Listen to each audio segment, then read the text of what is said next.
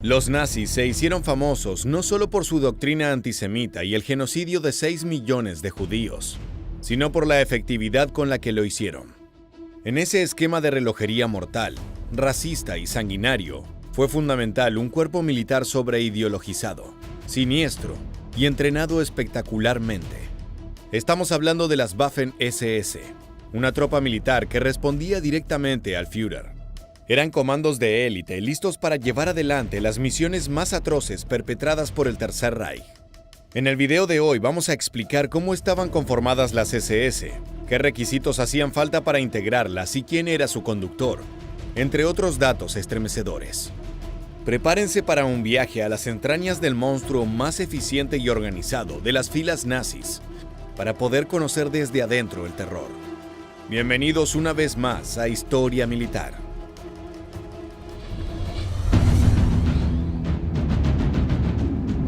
En el vertiginoso escenario de la Segunda Guerra Mundial, las Schutzstaffel, conocidas como SS, emergieron como una entidad ominosa en el medio de la historia. Constituidas en los primeros días del Tercer Reich, estas fuerzas paramilitares encarnaban la esencia misma del nacionalsocialismo, portando el emblema de las dos S entrelazadas como un siniestro juramento. Desde su génesis, las SS adoptaron diversas formas. Desde la Gestapo, temida por ser la gestora del miedo y la represión interna, hasta las Waffen-SS, la rama militar que se desplegó como una lanza afilada en los frentes de batalla. Estéticamente reconocibles por sus uniformes oscuros, estos soldados se convirtieron en la personificación de la autoridad brutal del régimen. Sin embargo, más allá de la uniformidad, las SS eran las mentes detrás de ideologías tenebrosas. Hitler, con su visión distorsionada, moldeaba soldados no solo para el combate, sino también para una devoción fanática hacia la causa del Reich. El adoctrinamiento, tan esencial como el entrenamiento físico, cimentaba la lealtad a la raza aria y el salvajismo despiadado en el núcleo de las SS. La iconografía, desde las calaveras en sus uniformes, hasta los tatuajes de los grupos sanguíneos de los soldados marcados en sus cuerpos, creó una imagen imborrable en la historia. No solo fueron terribles, sino que se ocuparon de ser visualmente recordables y atemorizadores para el enemigo y para la historia. Los testimonios que se han conocido de aquellos que vivieron bajo el mando de las SS son verdaderamente escalofriantes. Los soldados, marcados por la lealtad forzada y la crueldad sistemática, dejaron relatos que pintan un cuadro sombrío de la vida dentro de las filas. Versuchen Sie sich vorzustellen, da ist ein Graben, da stehen Menschen an einer Seite und dahinter stehen Soldaten, das waren wir, und die haben geschossen. Und die getroffen wurden, die sind runtergefallen. Cuando nos sumergimos en el intrigante mundo de las armas utilizadas durante aquel turbulento periodo histórico, encontramos que en lo que respecta a su arsenal, no se desviaban significativamente del estándar militar. En las garras de las Waffen-SS se depositaron herramientas que se convertirían en íconos de la Segunda Guerra Mundial.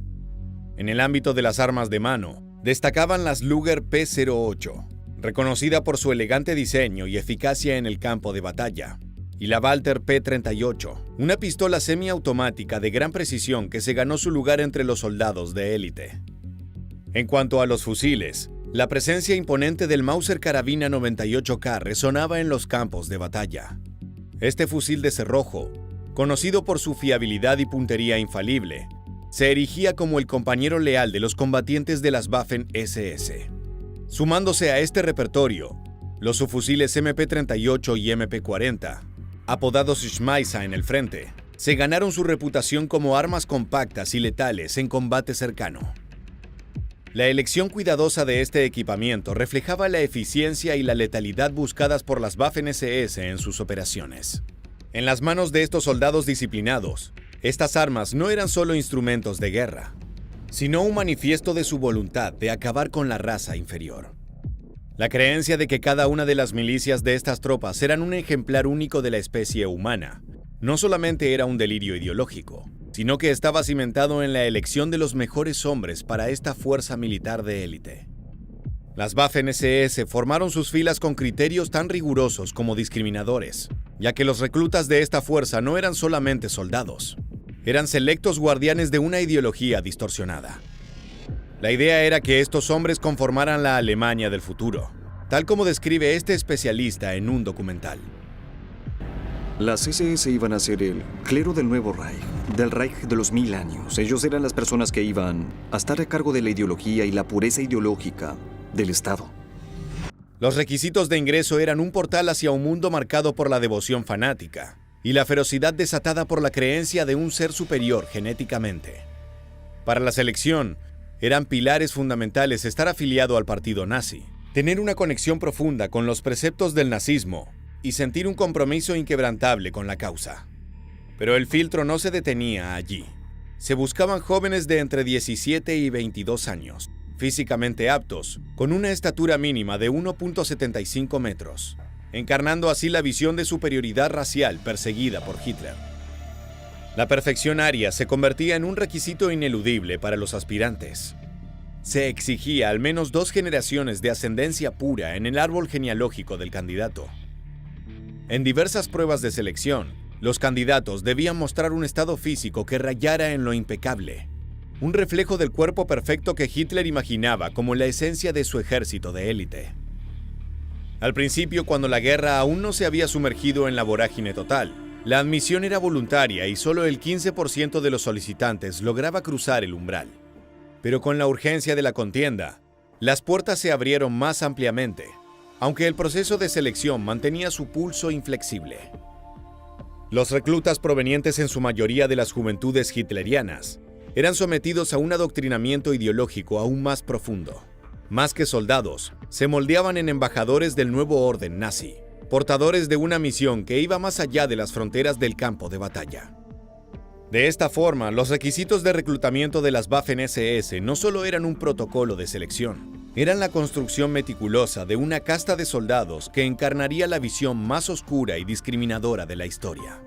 Este proceso forjó los cimientos de una fuerza extremadamente temida por propios y ajenos, cuyas truculentas formas y siniestras hazañas marcaron con sangre la historia militar alemana. El hombre responsable detrás del andamiaje de estas tropas de élite era tan malvado como los hombres a los que dirigía. Entre los más destacados del Tercer Reich, sobresalía una figura perversa que personificaba el corazón de la represión y la crueldad. Heinrich Himmler se alzaba como un diabólico maestro de marionetas, manipulando los hilos de la obsesión racial y la brutalidad desenfrenada. Himmler, un hombre de aspecto aparentemente inofensivo con sus lentes y gesto sereno, era la encarnación misma del mal disfrazado de burocracia. Como Reichsführer SS, su influencia trascendía los límites militares y se extendía como una telaraña tóxica, infiltrando cada aspecto de la maquinaria nazi, llegando a ser consejero privado de Adolf Hitler. Bajo su mando, las SS se convirtieron en la herramienta predilecta del Führer para la ejecución de sus delirantes planes de limpieza racial. Himmler fue el arquitecto del Holocausto e ideó la solución final, una abominación que sellaría el destino de millones de judíos inocentes. Su mente maestra diseñó el sistema de campos de concentración y exterminio, donde el sufrimiento humano se volvía moneda corriente. Pero este hombre no era solo el verdugo en las sombras, sino que también era un ideólogo fanático, obsesionado con la creación de una raza aria pura. Dirigió experimentos inhumanos en busca de la perfección genética. El ocaso de la guerra no detuvo la maquinaria de Himmler. En sus últimos días trató de negociar la paz con los aliados, buscando una salida para sí mismo. La traición al mismísimo Hitler demostró que no tenía ningún tipo de principios, pero la justicia finalmente alcanzó a este arquitecto del horror en mayo de 1945, cuando fue capturado por las fuerzas aliadas. En sus manos, las SS se transformaron en una fuerza diabólica que dejó cicatrices indelebles en la memoria del siglo XX. Repasemos algunas de las atrocidades llevadas adelante por estas despiadadas tropas. Las brutalidades cometidas por las SS se manifestaron en el salvajismo sistemático y la crueldad desalmada. Desde la invasión de Polonia en 1939 hasta su torturadora presencia en los campos de concentración y exterminio, su huella sangrienta se extendió por Europa como un oscuro espectro. En los territorios ocupados, las SS llevaron a cabo ejecuciones masivas, indiscriminadas y a menudo grotescas. Pueblos enteros fueron diezmados, mientras que mujeres, niños y ancianos caían víctimas de la implacable maquinaria de represión. Las ejecuciones en masa, las violaciones y la destrucción indiscriminada dejaron a su paso un rastro de desolación y desesperanza. Escuchemos el testimonio de un oficial sobreviviente. Die waren ja dermaßen geschockt und verängstigt. Mit denen konnten sie machen, was sie wollten. Pero fue en los campos de concentración donde las SS alcanzaron la cúspide de la atrocidad. Auschwitz, Sobibor, Treblinka. 3 nombres propios que resuenan con el eco de la inhumanidad. Bajo la dirección de Himmler, las SS orquestaron el Holocausto, un genocidio que buscaba la aniquilación sistemática de millones de personas, principalmente judíos y romaníes, para purificar la raza alemana. Los testimonios de sobrevivientes pintan un cuadro de horror inimaginable: experimentos médicos aberrantes, torturas inhumanas y cámaras de gas que se convirtieron en costumbre en medio de la más espantosa barbarie. La deshumanización alcanzó niveles insospechados. La maquinaria de muerte de las SS operaba con eficiencia mecánica, llegando a eliminar decenas de miles de prisioneros en lapsos menores a un día. Muchos de los responsables siguen sin demostrar ningún tipo de arrepentimiento, como prueba el siguiente testimonio de un excombatiente. Stalinistischer Bolschewismus und haben versucht, unser Land davor zu schützen und vor allen Dingen vielleicht ganz Europa. Wenn wir den Bolschewismus nicht aufgehalten hätten, dann wäre auch über ihr Land gekommen und vielleicht nach Frankreich und so weiter. Bis an der Kanalküste. Ja, genau. Algunas de las figuras principales de esta fuerza emergieron como sombras siniestras que trascendieron la brutalidad del conflicto. Desde líderes carismáticos hasta implacables comandantes, estas personalidades dejaron una huella imborrable en la historia, encarnando el rostro de una ideología racista y despiadada.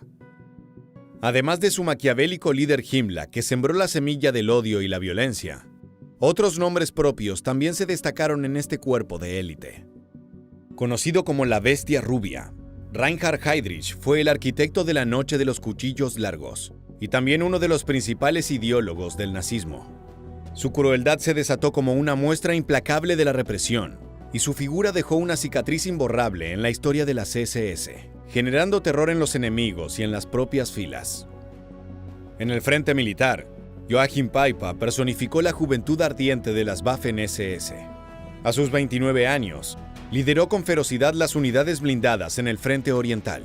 Su audacia en la batalla y su lealtad ciega lo convirtieron en un ícono, pero también en una figura polémica por su papel en la masacre de Malmedy durante la batalla de las Ardenas. Kurt Meyer, apodado Panzer por su destreza táctica con las divisiones acorazadas de tanques, se destacó como un jefe osado en el frente. Su habilidad para la guerra relámpago, conocida como Blitzkrieg, lo catapultó a la prominencia. Pero su lealtad inquebrantable a las SS también lo involucró en controversias y juicios una vez finalizada la guerra. Siempre negó su responsabilidad en los hechos y alegaba estar cumpliendo órdenes y defendiendo a su país. En el frente oriental, Hans Ulrich Rudel fue conocido como el Caballero del Hierro. Como piloto de Stuka, destruyó más de 500 tanques enemigos y se convirtió en el único soldado de la fuerza en recibir la Cruz de Caballero con hojas de roble, espadas y brillantes. Su valentía en la batalla le valió el respeto incluso de sus enemigos, a pesar de que su legado militar estaba teñido de inhumanidad y racismo. Ellos eran cruzados de una ideología, tal como lo señala este especialista. Había una ceremonia de coronación, un ritual como se hacía con los caballeros en la época medieval.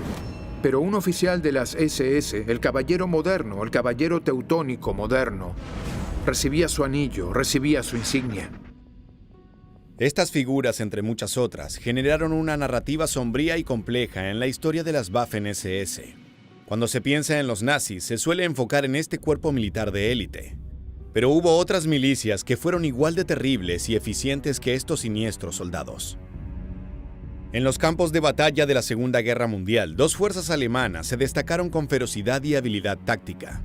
Además de las SS, existían las Heer, Las prestigiosas fuerzas terrestres de la Wehrmacht, nombre con el que se conocía a las Fuerzas Armadas Unificadas de la Alemania nazi.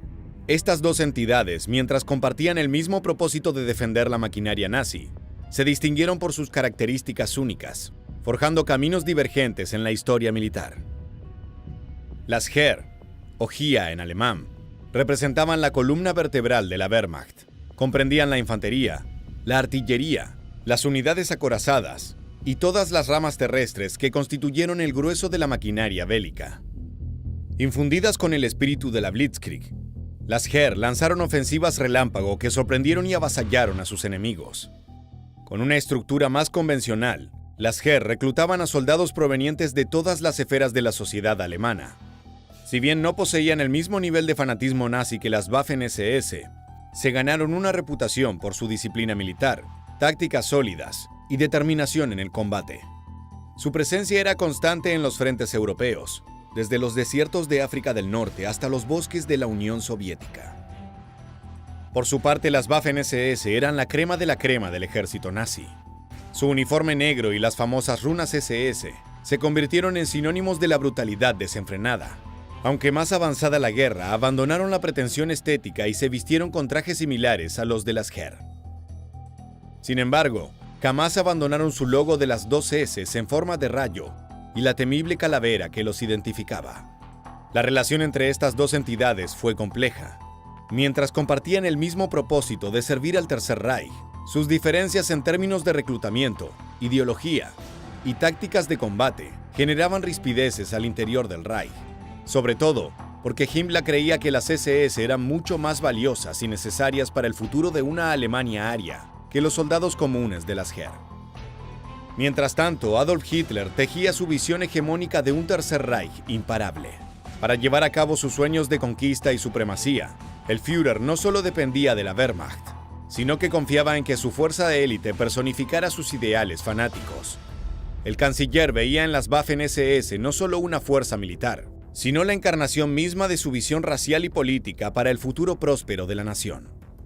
Hitler consideraba a las SS como la vanguardia de su proyección de un nuevo orden mundial.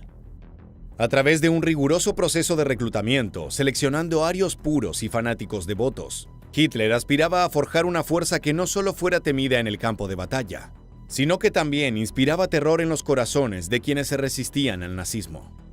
El dictador y su régimen pretendían que estos hombres fueran los que refundaran la raza humana a lo largo y ancho del globo, con la superioridad racial en la sangre y una esvástica en el corazón. Las SS no iban a ser solo una organización política, ellos iban a ser una nueva orden de caballeros. Tenían la idea de que ellos iban a ser los jefes del mundo. Para ser un caballero de la SS había que demostrar la pureza racial.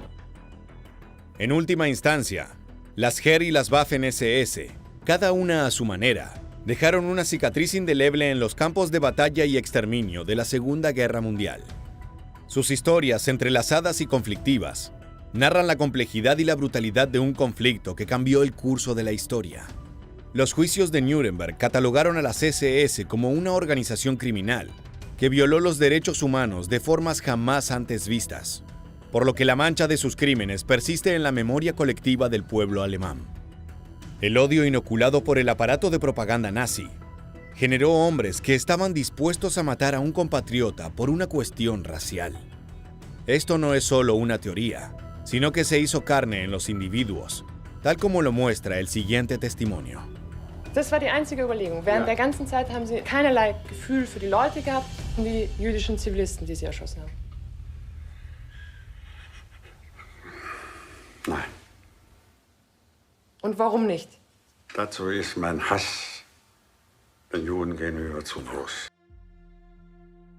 Las SS, que alguna vez fueron consideradas la élite militar durante el régimen nazi, quedaron desterradas de la sociedad alemana por la infamia de sus acciones. La historia de sus crímenes de guerra es un recordatorio escalofriante de hasta dónde puede llegar la maldad cuando una ideología basada en la superioridad racial se apodera de una milicia armada y especializada. En las profundidades de esta historia se encuentra la urgencia de recordar, de aprender de los horrores del pasado para construir un futuro donde la humanidad no vuelva a sucumbir a la barbarie racista y fanática.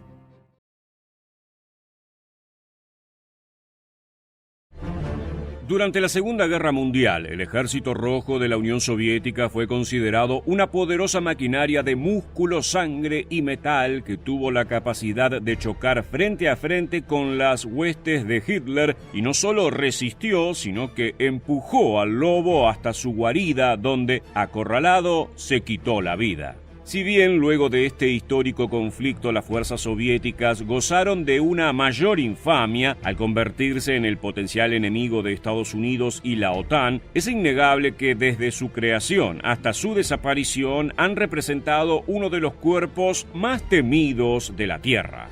Lo cierto es que si revisamos atentamente el historial del Ejército Rojo, hallaremos relatos de enormes hazañas o estrategias magistrales, incluso en situaciones donde llevaban todas las de perder. Pero también encontraremos una extensísima cantidad de errores, insuficiencias y desaciertos. Muchos historiadores destacan a los generales soviéticos por ser implacables, mientras que otros los llaman carniceros, dispuestos a sacrificar una infinita cantidad de sus soldados simplemente en pos de la táctica de combate que creían adecuada. No obstante, esto también podría decirse de la estrategia norteamericana en Normandía, o la que ejecutó Alemania al invadir la Unión Soviética y que acabó con su mayor ejército diezmado. Estas contradicciones nos llevan a preguntarnos cómo era el entrenamiento y la preparación de los soldados del Ejército Rojo.